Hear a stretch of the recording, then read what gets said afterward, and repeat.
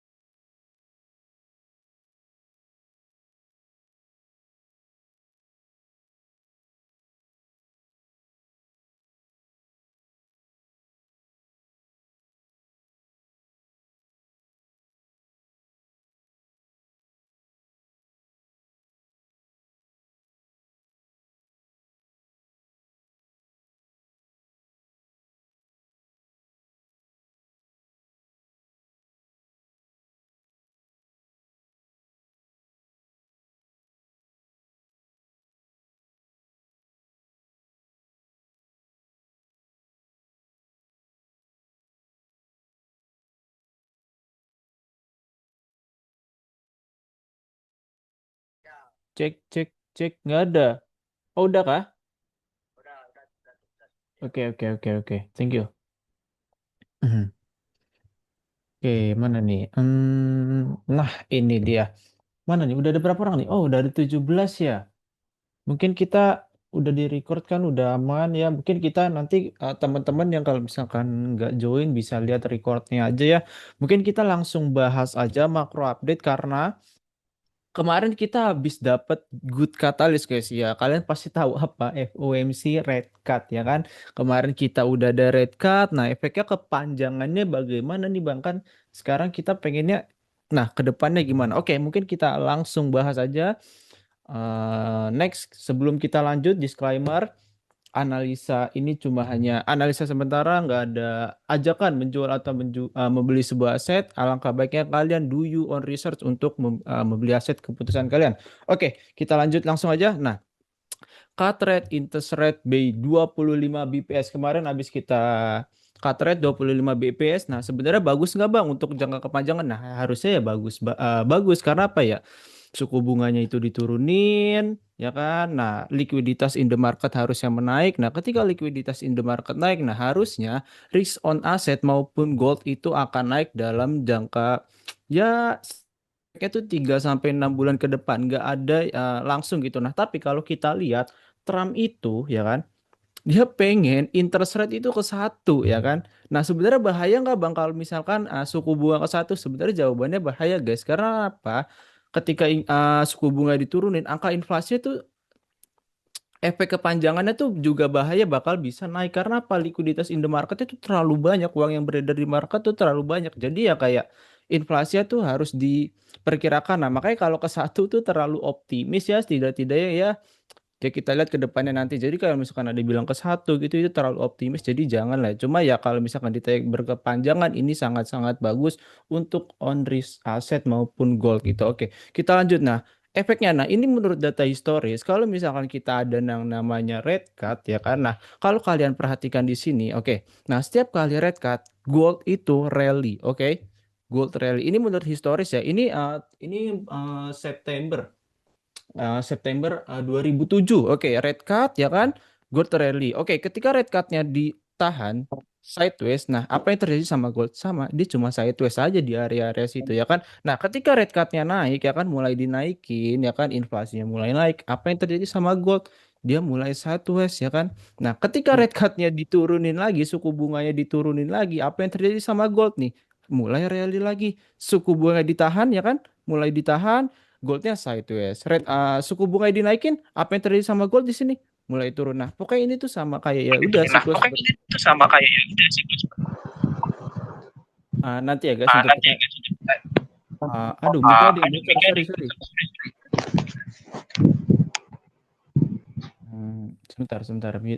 Mic-nya ada yang bocor. I'm sorry. Nah, mungkin kita lanjut aja. Nah, ketika red card-nya, ya udah kemarin kan ada red card lagi. Nah, ada potensial nggak bang gold rally lagi? Sebenarnya kalau kita lihat kondisi gold seperti ini ya, kalau misalkan dari red card-nya, menurut historical ya ketika di red card ya gold rally. Tapi ini tuh kayak goldnya tuh udah terlalu overbought sih guys. Kayak harganya tuh udah terlalu tinggi, bahaya gitu. Nah, kalau misalkan kondisi seperti ini ya, langkah baiknya apa? Ya udah kita kayak masuk trimming di ya berapa persen aja lah. Jadi kalau misalkan dia masih naik, kita tuh masih punya pegangan. Terus kalau misalkan goldnya turun, kita masih punya cadangan cash gitu. Iya, nah kalau untuk Q&A nanti dulu ya, kita present dulu. Oke, nah next kita next. Nah di sini apalagi? Nah ini gold versus DXY. Kalau kalian yang nggak tahu DXY itu apa, itu kayak indeks dolar atau mungkin bahasa simpelnya tuh value of US dollar tuh lagi melemah atau menaik. Nah, kalau kita lihat, nah ini DXY-nya setiap kali DXY menurun, ya kan? Karena waktu itu saya juga perasaan di makro update itu juga saya udah bilang ya kan, gold yang bener tuh kayak ini tuh kenapa goldnya rally? Sebenarnya kalau menurutku ya itu bukan goldnya yang rally ya kan, tetapi apa value of mata uang yang melemah. Jadi ya sebenarnya nilai goldnya sama aja, cuma karena uang yang beredar di market itu banyak ya kan, ya udah jadi kayak goldnya bakal melambung gitu. Nah kalau kita lihat, nah menurut ketika goldnya apa DXY-nya turun, goldnya mulai naik nih yang ini nih. Nah mulai naik ya kan. Nih di sini lagi. Nah DXY-nya turun, goldnya mulai rally lagi. DXY turun, marketnya goldnya mulai rally lagi. DXY-nya turun, market mulai naik lagi. Nah makanya itu. Nah ini kan DXY kan bener-bener turun drastis kan karena apa ya, balik lagi entah global M2-nya dicetak. Nah mungkin kalau misalkan ngeliat dari kalian ngeliat chart global M2, nah nanti gua kasih lihat juga itu tuh naiknya luar biasa drastis jir, ya kan. Nah makanya goldnya ya terbang begini karena apa ya, balik lagi sesuai yang sudah saya jelaskan, bukan goldnya yang makin mahal tetapi value of US dollar atau mata uang yang melemah gitu. Oke, kita lanjut. Nah jobs claim atau klaim pengangguran, nah sebenarnya jobs claim ini menurutku juga salah satu penting juga. Maksudnya pentingnya gimana Bang? Nah, sebenarnya job claim ini atau angka tingkat klaim pekerja ini tuh kayak dia tuh gimana ya sebutannya ya, NPC ya bahasa kasar ya. NPC yang bener-bener mm, menggerakkan roda ekonomi di suatu negara gitu. Jadi kalau misalkan angka penganggurannya dikit, nah berarti kan angka pekerjanya kan banyak kan. Nah, ketika yang kerja banyak ya itu bagus nggak Bang untuk negara tersebut? Ya jawabannya bagus dong. Karena apa ya? Berarti roda ekonominya memutar. Nah, tapi kalau kita lihat di sini, klaim pengangguran di sini-sini, jadi gimana tuh? Ya kan? Nah, berarti kan roda ekonominya nggak berputar, Bang. Nah, kayak gitu bagus nggak, Bang, buat market? Ya jawabannya enggak. Karena apa ya? Nggak ada siklus bisnis yang berputar. Gitu. Nah, kalau misalkan siklus bisnisnya ada yang berputar, ya berarti bagus on the, ya entah itu saham, intinya risk aset lah. Karena apa? Di situ mulailah namanya apa ya sebutnya, perkembangan ekonomi, uang mulai beredar lagi ya kan. Nasi uang yang beredar ya udah mereka betting on the market. Nah, jadi demand terhadap suatu aset mulai naik lagi gitu. Oke.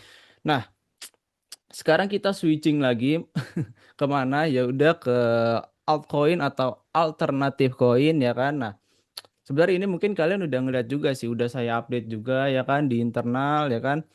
Sebenarnya saya itu ya udah mulai trimming in juga, cuma balik lagi no financial advice, kalian juga do your own research gitu kan.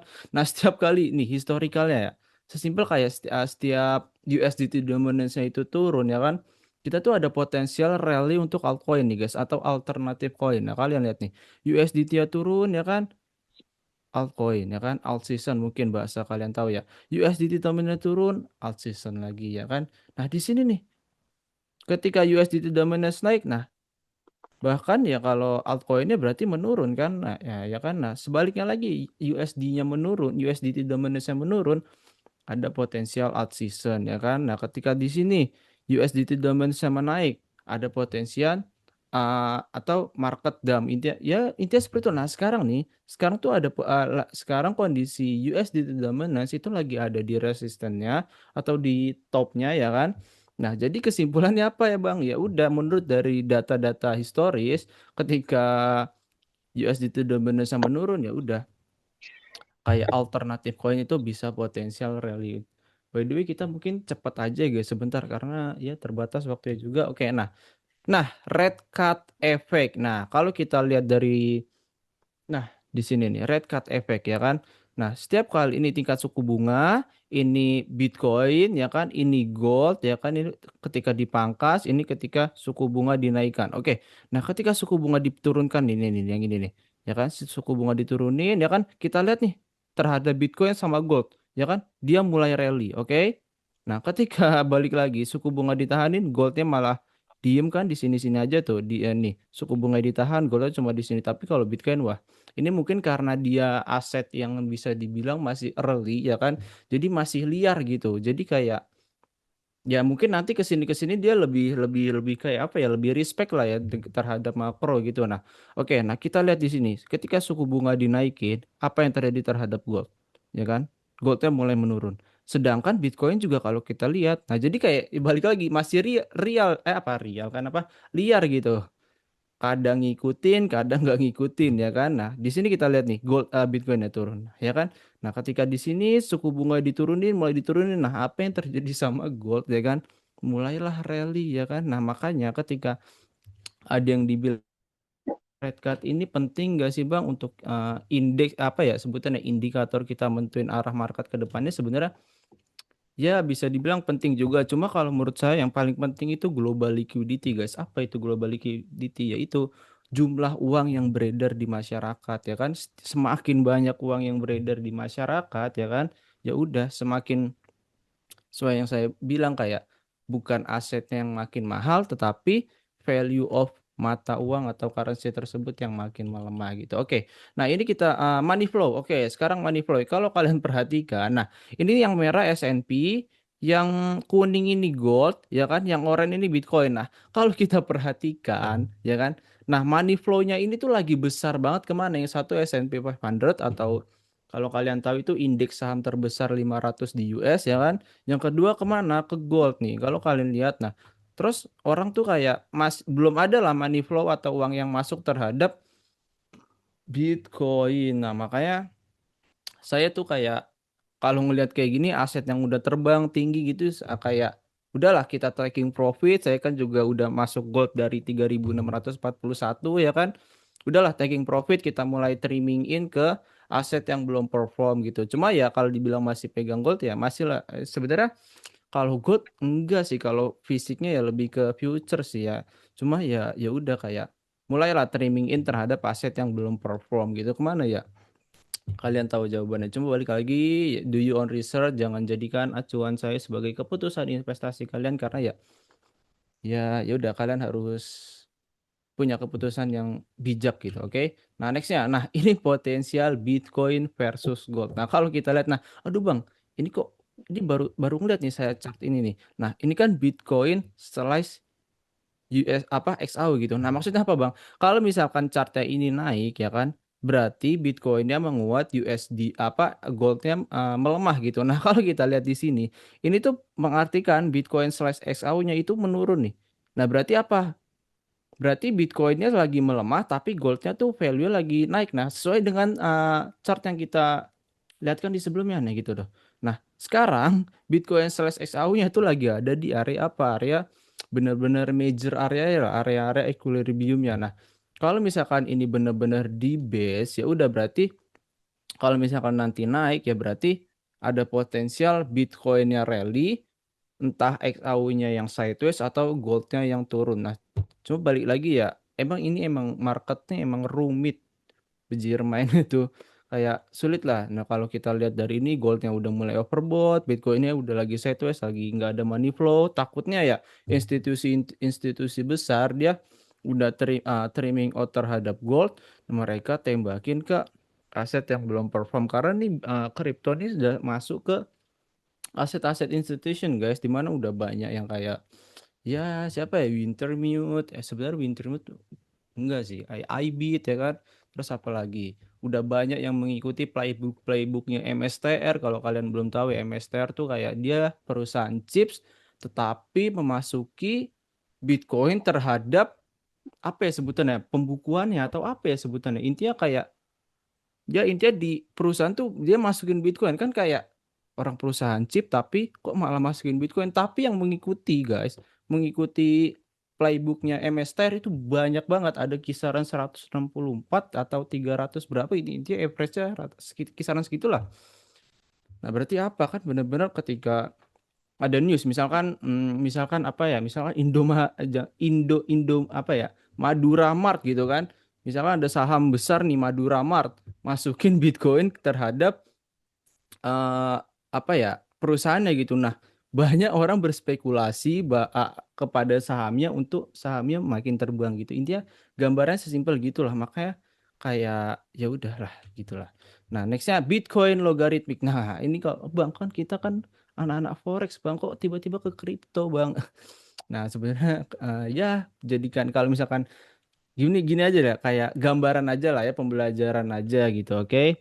Nah, next kita next. Nah, kalau misalnya kita lihat dari Bitcoin logaritmik ya kan. Nah, sekarang itu Bitcoin tuh bener-bener lagi ada di area yang bener-bener kalau misalnya kita lihat dari sini basically a fire sale. Nah, jangan kamu menjual di sini, oke? Nah, kalau kita lihat tuh Bitcoin logaritmik. Nah, di sini kita saatnya akumulasi ya kan. Ketika di merah ya udah kita sell tuh, sell serius sell ya kan. Nah, ketika dia udah masuk area biru kita akumulasi lagi ya kan. Nah, ini udah kelihatan tuh ya kan. Bahkan udah saya share juga, mungkin kalau misalkan belum lihat ya nanti saya share lagi ya kan. Nah, sekarang itu masih ada di area akumulasi ya kan, yang biru ini nih. Belum ya kan, dari siklus yang lalu belum sampai ke area yang merah-merah ini, yang area eh, jual gitu ya kan. Nah, ya udah, jadi kalau misalkan sekarang ya udah, kalau misalkan kalian yang long term ya kan, punya uang yang 1 juta dolar gitu, ya udah ini good time untuk kita akumulasi gitu. Next siapa? Nah, balik lagi. Tetap kalau misalnya kalian yang short term ya kan, yang mau cuma, aduh bang, gue cuma nge-hold satu siklus, jangan terlalu bullish karena ada data buruknya juga. Oke. Nah, kalau kalian perhatikan siklus sebelumnya, ini tuh mirip banget guys. Nah, kalau misalkan ada garis MA di sini, ini MA berapa ya? MA 13 atau MA 50 gitu. Lupa saya. Nah, setiap kali dia udah nge-break MA-nya ya kan, setiap kali sudah di-break nih di sini, ketika di-break ada potensi Bitcoin tuh bener-bener dropping gitu. Nah, ini ketika di break nih di sini. Nah, dia kan udah masuk ke area demand nih, sama nih. Ini demand, demand. Nah, dia udah break nih, udah ke hit juga demandnya. Ada potensial kita ngetes lagi sekali lagi MA-nya ini, bahkan udah saya kayak buat gitu garisnya. Kita ngetes ke sana di kisaran harga 100 ribuan, ya kan? Nah, nanti kalau misalkan Bitcoin udah sampai sana, janganlah kalian kayak, oh, kita beli nih, ini Bitcoin bakal ke 200 ribu. Enggak semudah itu, guys, oke? Karena kalau kita ya mungkin ya balik lagi, kalau misalkan cara melawan cara seperti itu, balik lagi kalian kayak masih megang kepemilikan tapi jangan terlalu besar gitu. Jadi kalian punya resiko tuh yang nggak terlalu besar. Jadi kalau misalkan harganya masih naik ya udah kalian masih punya kepemilikan. Kalau harganya turun ya kalian nggak rugi-rugi banget gitu ya kan. Coba balik lagi itu keputusan kalian. Nah ya kan, 100 ribu. Karena kalau kalian pahami siklus Fourier cycle, kita tuh bener-bener sekarang itu udah memasuki yang namanya bear market ya kan, yang ya udah yang kayak saya tuh pengen masuk di kisaran harga sini nih, di 60 ribuan gitu. Nah, mungkin hati-hati aja, cuma ya banyak katalis bullish juga ya kan, red card salah satunya, global M2 yang makin dicetak-cetak terus ya kan. Ya udahlah, setidaknya berarti cara balik lagi kayak kita masih megang kepemilikan ya kan, masih pegang kepemilikan, jadi kalau misalkan rally ya kita masih punya barang gitu. Oke. Next. Nah, ini yang mungkin kalian, potensial Santarelli apa itu, Bang? Ya kan? Ya Santarelli ya kan? Karena Santarelli ini ternyata sebenarnya saya tahu dari siklus-siklus sebelumnya juga sih, guys. Itu kalau kalian, aduh chartnya nggak saya kasih lihat lagi ya. Itu 2022, ada nih di sini nih. Nah, historikalnya. Nih, kalau kalian lihat gold ya kan, Santarelli tahun berapa nih? 2023 ya kan, tanggal 25 Desember. Kita tarik cuma 1 kuartal aja ya, dari Desember, Januari, Februari, Maret ya kan. Kalau kalian perhatikan, oke, di sini apa? Santa ya kan. Oke, Januari, Februari, Maret. Nah, itu ada potensial rally, guys, ya kan. Nah, sekarang tahun lalu maksudnya 2024 ya kan, di sini ya kan, Januari, Februari, Maret, kita tariknya dari itu aja, Januari, Februari, Maret ya kan, sampai 1 kuartal aja gitu ya kan, 3 bulan lah rally lagi. Nah, sekarang nih ya kan, kita 25 Desember nanti ada ya Natal ya kan. Nah, nextnya gimana ya? Kalau menurut historikalnya rally, cuma balik lagi jangan jadikan patokan, kalian juga harus tetap research lagi ya kan. Jangan jadikan satu data ini untuk keputusan kalian investasi, karena ya kadang ya misalkan udah ada di historical, misalkan 5 kali berturut-turut, 4 kali berturut-turut, tapi setidaknya pas hari hanya besoknya ternyata nggak sesuai sama ekspektasi, kalian udah all in, waduh bangkrut kan, nah bahaya gitu. Cuma kalian kalau misalkan punya exposure yang kayak percaya sama gold secara long term, bolehlah kalian balik lagi apa, mulai kayak punya kepemilikan, tapi jangan all in itu ya. Ya iya, jangan all in. Jadi kalau misalkan balik lagi ya, kayak kalau misalkan masih terbang harganya, kalian masih punya kepemilikan, kalau turun kalian kayak nggak rugi-rugi banget, bukan nggak rugi sih, lebih tepatnya kayak nggak bangkrut lah ya gitu. Nah, potensi rally Santa Rally. Nah, kalau untuk kripto gimana Bang? Sebenarnya kalau misalkan kalau tahun lalu itu 2024 itu malah kripto cuma naik berapa persen doang. Cuma kalau 2023 itu rally guys, 2002 juga sama gitu. Nah sekarang ini fear and greed-nya untuk kripto ya. Kalau menurut historicalnya, balik lagi historical. Ini tuh kayak fear and greed tuh mengukur kayak retail nih lagi pada serakah kah atau lagi takut kah. Nah, kalau kita lihat indeksnya itu lagi pada takut ya kan. Nah, cuma ini tuh kalau misalkan retail pada takut, ini malah bener-bener kayak yang ngambil jalan tuh institusi guys. Di mana institusi itu malah akumulasinya tuh di sini. Jadi ketika nanti marketnya udah terbang, mereka udah nggak perlu lagi beli lagi. Yang beli siapa? Retail. Nah, jadi saya rasa kayak kalian tuh janganlah FOMO nanti kalau harganya terbang. Nah, jadi kalian sibuknya kapan? Ya udah ketika situasi lagi kayak gini, lagi jenuh nih. Makanya ini 41 orang nih. Saya yakin nanti kalau misalkan marketnya rally, pasti penontonnya 100 orangan. Karena kayak itu emang psikologis manusia, guys. Kayak contoh kayak gold kemarin aja deh yang ATH itu. Itu orang-orang kayak misalkan kayak yang kita tahu aja deh, gold waktu itu serbu toko emas di Indonesia kan, kalian tahu kan beritanya. Itu padahal gold itu udah terbang tinggi banget ya kan. Nah, itu balik lagi, itu udah psikologi manusia ketika udah euforik ya kan. Manusia bakal berbondong-bondong, tetapi mereka nggak tahu padahal ada institusi di belakang yang siap exit atau siap jual gitu. Nah, makanya setiap kali udah berbondong-bondong gitu, itu bisa jadi indikator kalian untuk apa? Untuk exit gitu ya. Oke. Next apa? Nah, ini dia. Indikator yang menurut saya itu ada chance probability itu sekitar 0,89 ya kan terhadap market gold, S&P, Nasdaq ya kan, Bitcoin, apapun itu ya. Balik lagi karena peredaran uang yang beredar gitu ya. Oke. Nah, kita lihat nih. Aduh, nggak bisa di zoom lagi ya. Sebentar. Nah, di sini ketika USM2 atau global liquidity yang meningkat, kalian lihat nih, yang kuning ini gold, yang orange ini Bitcoin. Balik lagi ya kan, apa yang terjadi dengan mereka ya kan? Dia mulai rally. Ketika global M2-nya mulai menurun, apa yang terjadi? Mulai turun juga. Oke. Ketika global M2-nya mulai naik, nah marketnya mulai rally lagi. Nah, makanya kayak global M2 ini bener-bener kayak saya rasa tuh 0,989% ya kan.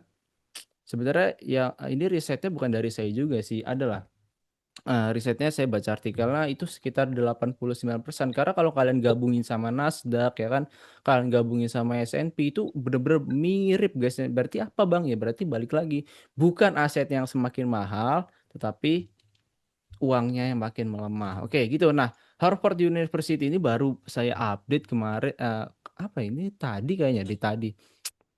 Balik lagi kayak mulai mengikuti playbooknya siapa? MSTR ya. Sebenarnya Harvard ini lebih tepatnya dia endowment fund ya. Endowment fund ya kan. Dia mulai apa? Exposure gile 21% terhadap mana? Finance, IBIT. Kalau kalian tahu IBIT, itu tuh IBIT tuh kayak ETF-nya tapi megang apa? Dia kayak megang Bitcoin ya kan. Dia sudah exposure sekitar 21% dari dana yang dia kelola. Nah, itu sekisaran berapa? Kalau kita lihat di sini market value sekitar 441 juta dolar, oke?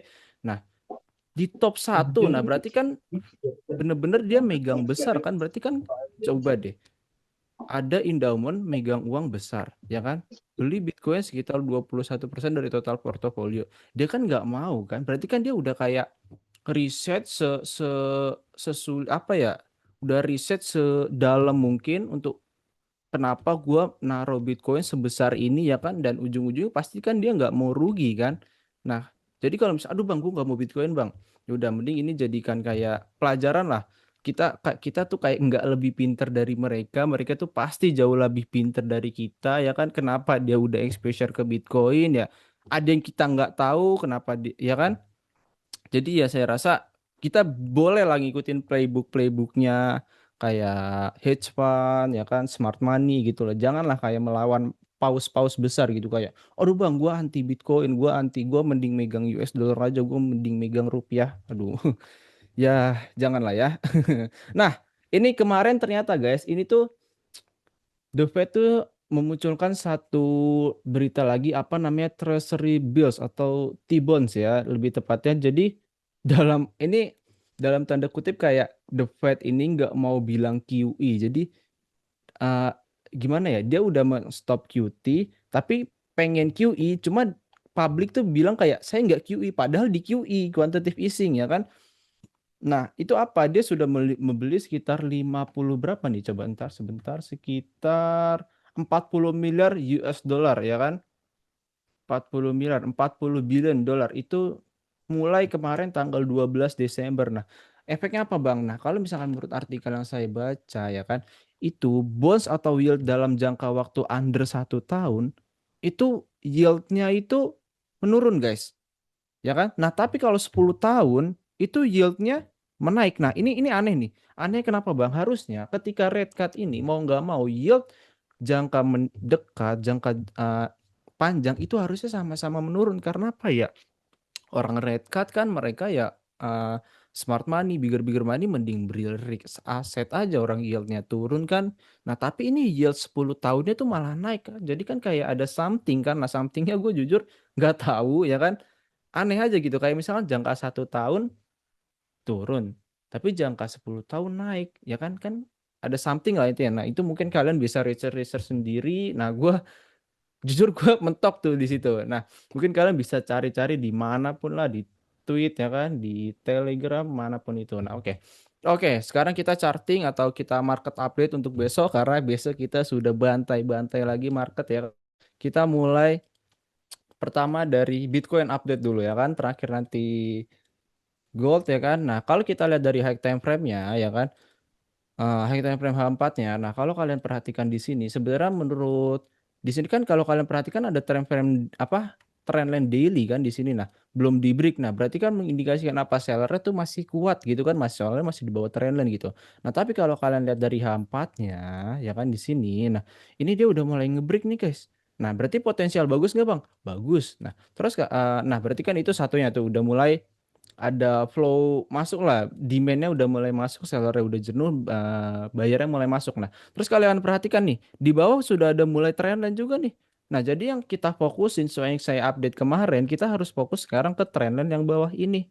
Karena apa? Kalau misalkan trendline ini di break ya takutnya ya ya udah berarti sellernya masih dorong nih. Tetapi kalau misalnya kita lihat dari market structure-nya guys, sebenarnya di sini kan ada swing high-nya ya. Ini swing high-nya. Nah, di sini sebagai kalau misalnya ini di break, nah ini sebagai change of character ya kan, ini change of character, ini POI-nya nih. Sebentar, ini demand-nya ya kan, demand order block sebelah sini ya kan. Aduh, demand OB sebelah sini udah di field, dia nge-break change of character. Nah, tapi di sini demand yang sini itu belum diambil ya kan. Ini sebagai inducement atau manipulasi bosnya ya kan. Ini inducement-nya gitu. Ini inducement-nya ya kan. Nah, sebenarnya kalau dari market structure-nya sebenarnya udah kayak ada pengen lah harusnya kalau misalkan ini swing high-nya. Nah, ini kalau misalkan ini valid di break ya kan. Tapi kalau misalkan ini mau di break, dia harus apa? Dia harus ngambil liquidity di POS ini untuk baru nge-break ya kan. Nah, ini baru bisa kita nyatakan sebagai namanya break of structure. Nah, ini kalau misalkan dari market structure-nya. Jadi kayak ya pertimbangan ya kalian wait and see, karena gue juga udah mulai akumulasi, balik lagi kayak do you own research ya kan. Ya, semoga aja ya Bitcoin rally, karena kalau kita lihat dari weekly chartnya ya sesuai dengan siklus sebelumnya gitu ya kan, yang saya kasih lihat yang ini. Sebentar, nah ini dia. Nah, seperti ini. Sekarang di demand-nya ya kan, dia ada potensi apa? Masuk ke area MA ini ya kan, ngehit. Nah, sama siklus yang lalu tuh. dia udah ngehit MA-nya, nah ada potensial apa kita ngehit atau bahkan ngebreak tuh ya kan ke area demand atas sebelah sini. Serepet. Nah, kan. Nah, kalau ini mana Bang? Ya udah berarti area major area di mana di kisaran 100.000 angka psikologis sih lebih tepatnya gitu. Oke, sekarang gold update nih. Gold update ini gila ya. Efek red cut ya kan, langsung lah dia terbang lagi. Aduh, kemarin kena SL 4 pips lagi kan. Aduh, jadi keinget kemarin gue. SL 4 pips langsung junam bejir. Kacau. Aduh, udah lupakan. Oke, kita kalau kita aduh ini XAI ya, nah ini nih SL 4 pip. Aduh, udah lupakan. Kita fokus yang sekarang aja ya. Oke, nah sekarang nih. Aduh Bang, pusing Bang, bujir. Itu banyak kali Bang. Sebentar. Gini deh. Nah, kalau kita lihat sekarang dia udah buat trendline 2 trendline guys. Nah, pertama di sini ya kan. Sebenarnya saya jarang sih pakai trendline gini nih. Nah, cuma kan ya udah berarti kalau ada trendline berarti mengindikasikan demand atau bayarnya tuh kuat kan. Nah, kalau kalian lihat di internal structure-nya dia juga udah buat trendline nih. Oke? Nah, berarti apa? Ada potensial. Ini tuh berarti ada 2 trendline atau demand-nya tuh bener-bener kuat, guys. Entah sampai sini dia ngebouncing naik lagi atau kalau misalkan internal trendline di break ya udah paling mentok-mentok sampai sini nih area demand yang ini nih, ya kan? Turun bouncing lagi karena apa ya? Sentimen red cut itu, oke, sama sudah QE gitu. Mungkin nggak bisa dibilang QE, cuma kayak The Fed tuh pengen bilang QE, cuma orang-orang nggak boleh tahu kalau ini tuh QE gitu, oke. Nah itu sentimen good positif. Nah oke, nah mungkin market update-nya gimana Bang? Kalau misalkan kita lihat sebenarnya ini tuh dia udah menciptakan base area di sini. Kalau misalkan dia ada potensial, kalau misalkan dia udah deket-deket sama area supply-nya sih ya kan, ya kayak was-was aja sih kalau misalkan ini supply-nya di break ya kan, ya udah kita masih potensial rally ya kan. Nah tapi kalau kita lihat, nah dia udah menciptakan structure internal bos, cuma kalau misalkan pengen valid ini disebut sebagai yang namanya break of structure ya kan, dia harus apa, dia harus ngambil POI di mana, di bawah sebelah sini. Nah tapi kalau misalkan dia ngambil POI di bawah sebelah sini, dia berarti kan otomatis nge-break trendline kan. Nah, ini dari H4-nya. Mungkin kita lihat dari yang intraday-nya aja besok lah ya. Zona-zona intraday ya kan. Ini kita hapus. Intraday, nah ini dia. Base area. Nah, kemarin kan kita kan pengen nge-buy di sini kan, cuma nggak dikasih, ternyata marketnya langsung jeger ya kan. Ngebouncing. Nah, sebenarnya kalau ngelihat market kayak gini jujur saya agak males sih guys, karena apa? Pertama, di sini ada gap yang cukup wah ya kan, tekanan seller yang enggak wah, di sini tekanan seller ya kan, di sini tekanan buyer ya kan, jadi kayak market structure-nya nggak jelas gitu ya kan. Nah, tapi gimana Bang? Ya duh, jujur ini wah sulit sih jujur. Kalau dari internal structure-nya ya mau nggak mau mungkin ya kita pantau zona ini aja nih. Pertama di sini ada area supply ya kan, di sini ada area demand bawah sebelah sini ya udah.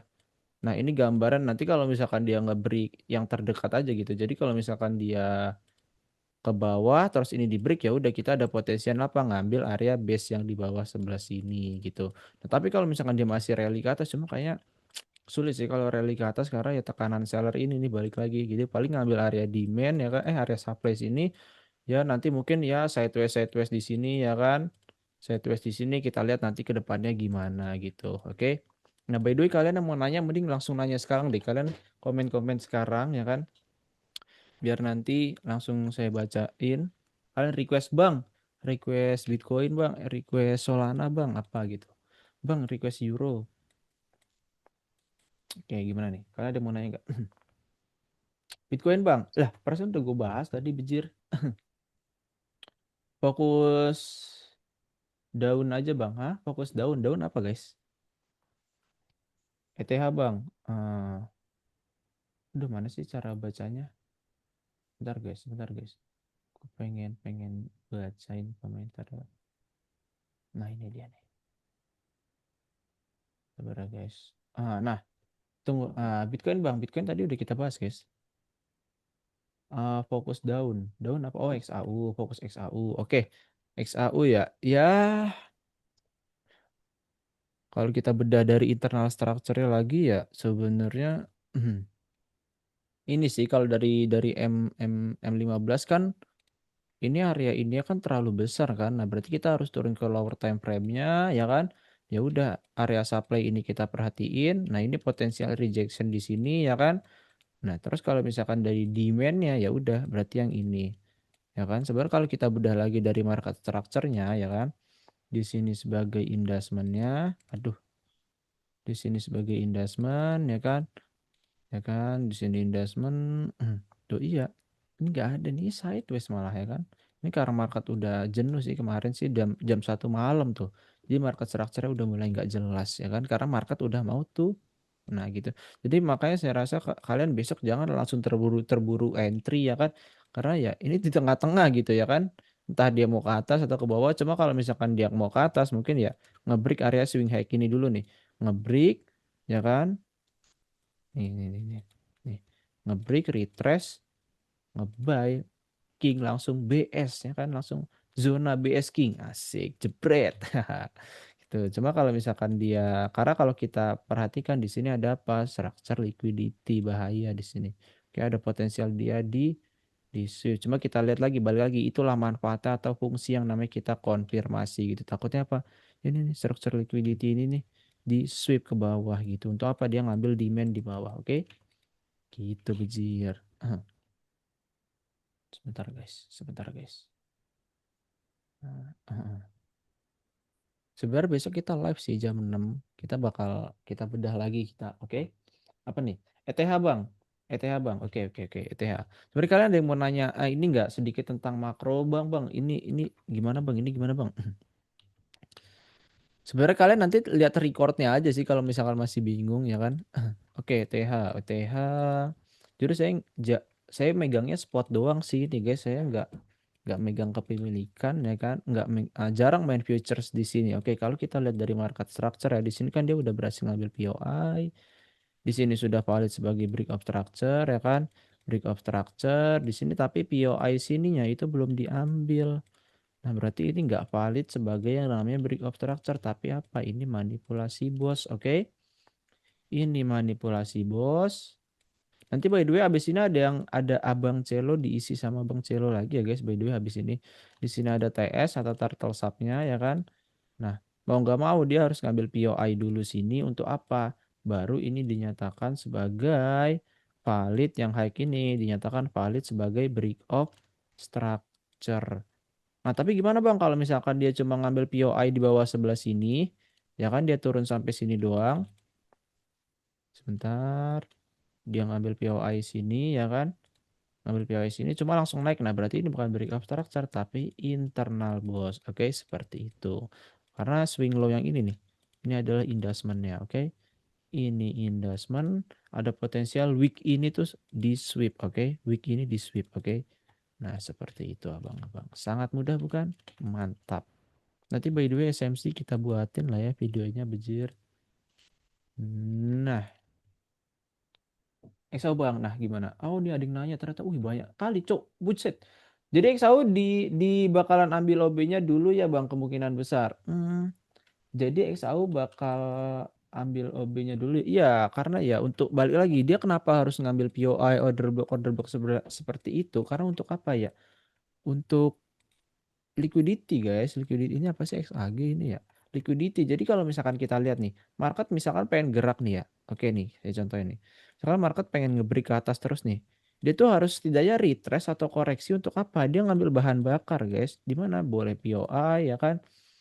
Boleh order block, fair value gap. Nah, POI itu apa Bang? Fair value gap apa? Nah, sebenarnya order block sama fair value gap itu POI guys, oke? Point of interestnya. Nah, untuk apa dia ngambil bahan bakar di sini untuk lanjut terbang lagi. Jadi market tuh nggak ada yang kayak ini kayak gini nih, nggak jelas nih ya kan? Nah, begitu tuh. Langsung naik. Cuma kalau kita bedah dari internal structure-nya emang sebenarnya adalah koreksi-koreksi gitu, oke? Live Zoom setiap hari Minggu Bang. Iya guys, kita live Minggu malam Senin lah ya, Minggu atau malam Senin. Itu kan gold trennya naik, lagi naik. Kenapa bisa junam dalam? Sebenarnya mungkin ini guys, ini karena ini tuh nggak ada koreksi guys. Kalau kalian lihat dari high time frame-nya ya, ini tuh nggak ada retrace guys. Balik lagi, dia tuh kalau misalkan gerak harus begini ya kan. Tuh, ini tuh ya udah dia naik aja gitu kan, naik ya udah. masuk psikologis area, jebret, ya kan turun lah. Nah, sebenarnya dia udah masuk ke base areanya sih. Nah, mungkin paling ya jujur sulit guys ini, ya kan tuh. Ini weaknya terlalu besar, base ini udah diambil. Ya, rumit lah kalau kita lihat market kayak gini. Banyak manipulasinya, oke? AUD USD seru kayaknya bang. SAU zone swing bang Vin. Gak ada guys zone swingnya. Wah sumpah sulit sih nyari zona swingnya. Terakhir kali di situ doang. Harus yang di sini nih yang pernah kita sempat masuk tuh di sini. Terakhir di situ sih. Mau nggak mau kalau misalkan masuk zona swing ya nunggu bener-bener dia hit trend line ya kan masuk area apa area demand sebelah sini ya kan. Karena untuk swing gue jujur lebih agak safety sih. Kayak ini gue tuh kenapa gue masuk di sini pertama dia udah masuk demand ya kan deket area trend line ya udah masuklah kita jeger dapatlah 2000 oke 2000 pip oke. Nah, terus apa nih? AUD USD ya kan. Sebenarnya kita ini short dari kapan? Oh iya, ini short kita guys. Kemarin kita kan sempat nge-short kan. Karena ada yang masuk gak nih? Padahal udah gua share loh. Mana nih pojok Da Vinci ya kan? AUD USD. Nah, nih tuh. Tuh ya kan udah kita sempat short. Nah, coba kalian lihat tuh. Kita udah sempat nge-short. Nah, coba kalau misalkan aduh Bang, nextnya gimana Bang? Oke, kita update, oke. Dari H1-nya ya, dari H1-nya sebenarnya kayak momentum bayarnya udah nggak ada guys kalau kalian perhatikan ya.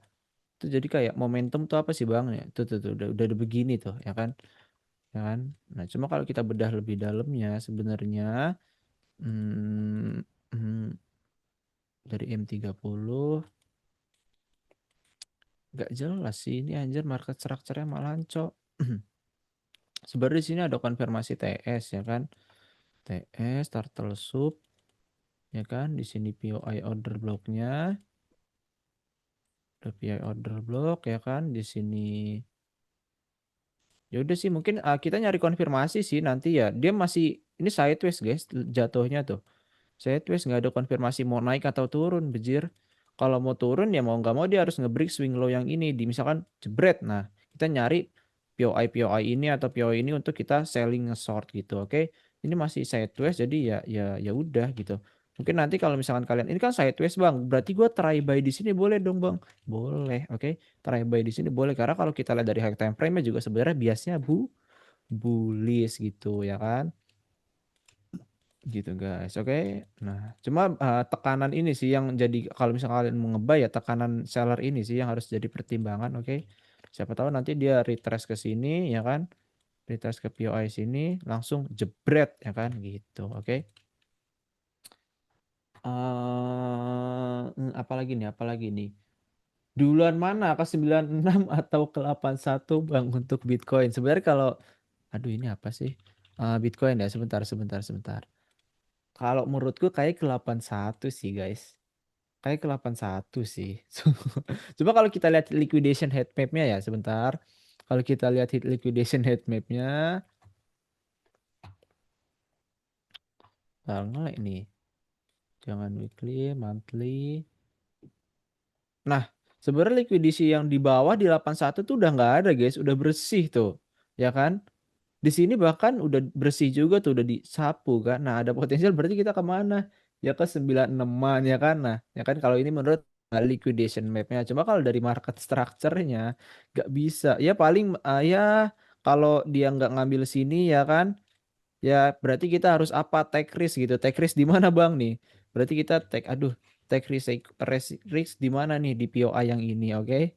Ya kan? Ya udah. Jadi kalau misalkan di sini kita nge-buy, ngelong ya kan, kena SL ya udah. Take risk kita nge-buy lagi di bawah sebelah sini, oke? Seperti itu.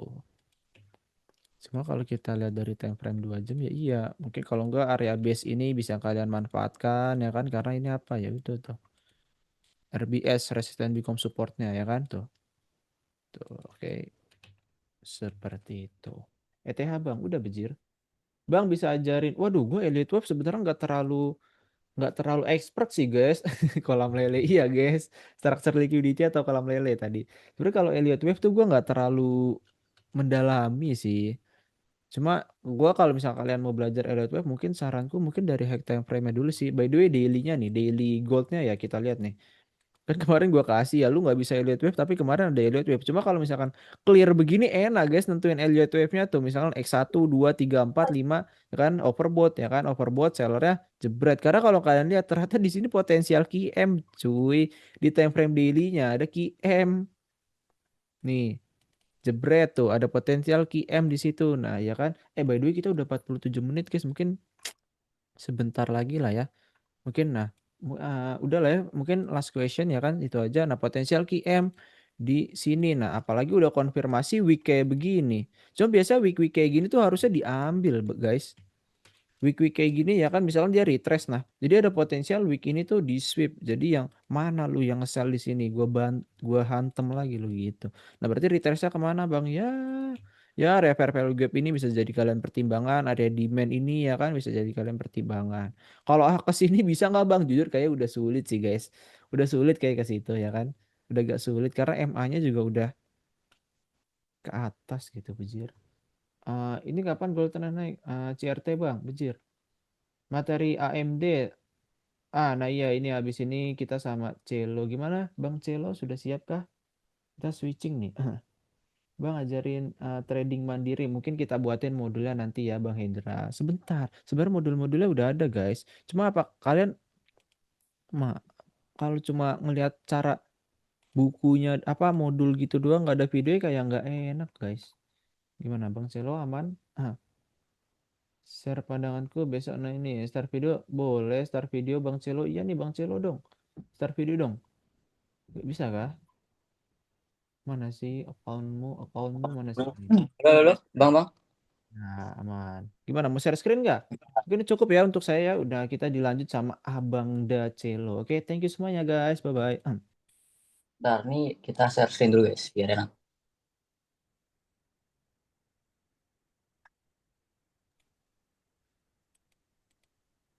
oke Ini biar share screen gimana ya, Bang Vin? itu kau share aja Ini tulisannya the host is not allowing sharing for this meeting. oke sebentar Hmm,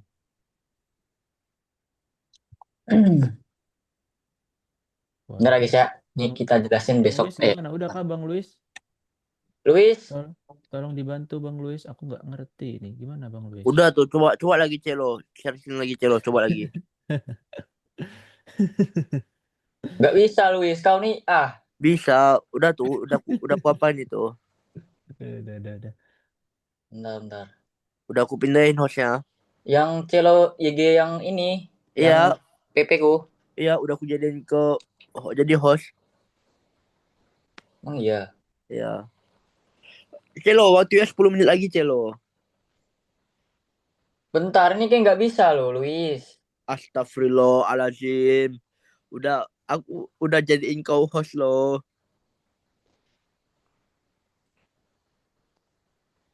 Yang Celo YG yang mana? Celo YGY itu ya. Yang PP-nya ini, aduh, sorry. Yang PP-nya ini Celo. Yang mana? Yang Oh. ada PP gua. Astaga. Bentar. Ada 2. Lu nih. Yang mana ini? Udah Celo. Udah ya. Nah, itu loh. Ngapain ada 2 Zoom kau? Ya HP-nya, Cok. Jadi untuk pandanganku ya, guys ya. Jadi ini mirip-mirip, guys. Jadi Jumat hari terakhir kemarin tuh mirip banget sama minggu lalu. Jadi dia seperti biasa yang gue bilangin tadi tuh AMDX materi basic lah di ICT kan sebenarnya kita mirip-mirip guys sama Bang Davin ya. Dia pakai SMC, kalau gua pakainya ICT. Jadi kayak lebih mendalam aja gitu. Jadi kalau di materi itu tuh ada yang namanya AMDX. Jadi akumulasi, manipulasi, distribusi. Di situ kenapa bisa terjadinya kemarin tuh drop yang sangat impulsif atau signifikan lah ya. Karena di sini kita lihat ini sesi Asianya akumulasi, sesi Londonnya manipulasi. Nah, distribusinya kapan Bang? Pasti di New York sessionnya guys. Dia pasti bakal ngelibas di low low resistant atau low harga terakhir di sesi Asianya. Nih dia langsung ngelibas semua liquidity di sini kan. Jadi kasusnya mirip sekali untuk besok ya. Kasusnya tuh mirip sekali dengan minggu lalu. Yang ini guys. Bentar, satu kayaknya. Nih, dia terjun, terus dia setelah terjun ngambil liquidity di sini, dia ranging lagi nih di hari Sabtunya nih. Ini tinggal hari Minggunya. Berarti kalau pandangan gua nih untuk zona ngebuy lagi tuh kemungkinan tuh di order blocknya tadi Bang Davin ya, di demand-nya ya Bang namanya Bang. Di harga sini nih. Demand-nya untuk paling aman lah ya. Pandanganku tuh di situ guys. Karena apa? Seperti yang kita ketahui nih, kalau terjadinya seperti ini pasti bakal ada koreksi terlebih dahulu gitu loh. Karena masih banyak liquidity sini yang bakal diambil terlebih dahulu untuk melanjutkan kenaikannya seperti itu guys. Jadi ini berdasarkan historical ya mirip-mirip lah seperti ini guys. Dia impulsif, dia manipulasi di sesi Asia, lalu distribusinya di sesi US-nya. Habis itu dari Seninnya dia ngambil POI-nya di harga demand-nya sampai ke supply terakhirnya guys. Jadi mungkin kalau bisa terjadinya kenaikan di harga demand bawah ini, mungkin target dia terdekat nih di supply sini guys. Ada breaker block di sini guys. Di sini ada breaker block. Jadi kalau pandangan gue sih bakal bisa jadikan zona swing ini. Zona ini jadi swing maksudnya. Sampai ke sini. Habis itu baru dia kelanjutan kenaikannya guys. Penurunannya. Paling itu aja sih kalau pandanganku ya. Ini di sini juga ada POI support di 81. Jadi itu juga menjadi acuan. Cuman kalau dari kita historical kan yang terakhir ini akhirnya apa? Dijebol. Supportnya dijebol sampai ke harga demand yang bawah. Kayak gitu guys. Ini mungkin zonanya lebih gede banget ya. Jadi kalau kalian menemukan zona yang besar gini tuh lebih baiknya kalian tunggu terjadinya konfirmasi di low time frame. Karena kalau ada suatu POI di high time frame, terus POI high time frame-nya ada di low time frame juga, jadi itu probabilitasnya lebih tinggi gitu loh. Apalagi terjadi konfirmasi atau change of character di zona tersebut. Seperti itu sih guys, kalau pandanganku untuk besok. Jadi biasnya nih sebenarnya untuk di daily sebenarnya masih bullish. Kenapa? Karena kalau kalian lihat di sini sebenarnya dia udah nge-break di sini guys. Nge-break di sini, OCL-nya udah di break. Jadi ini menjadi suatu OCL lah. Jadi 81 79 itu jadi acuan gue untuk nge-buy. Gue mau nge-try nge-buy di situ. SL-nya cuma 20 pip. Sisanya kita nge-buy-nya di OCL bawah ini atau di demand bawah. Itu aja sih. Kalau mau zona swing ya. Jadi yang tanya juga tentang kenapa bisa turun ya itu. Tentang materi AMDX. Yaitu akumulasi, manipulasi, distribusi. Gitu aja sih. Gimana Bang Vin? Bang Vin mana nih?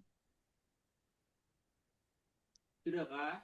Gimana? Teman-teman ada yang masih mau nanya lagi nggak? Ada yang mau tanya tentang ini guys?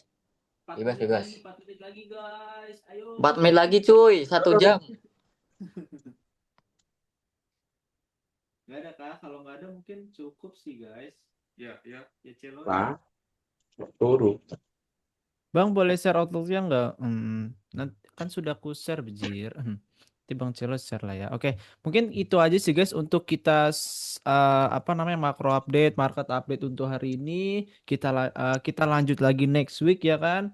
Nanti juga recordnya bakal kita share kok ke apa? Kita buatin sheet baru nanti namanya kayak record ya market update atau makro update gitu. Oke, thank you semuanya lah yang udah join, yang udah nyiapin waktunya. Thank you semuanya. See you next live minggu depan. Bye bye. Thank you guys. Thank you, Thank you, Bang. Bang. Thank you.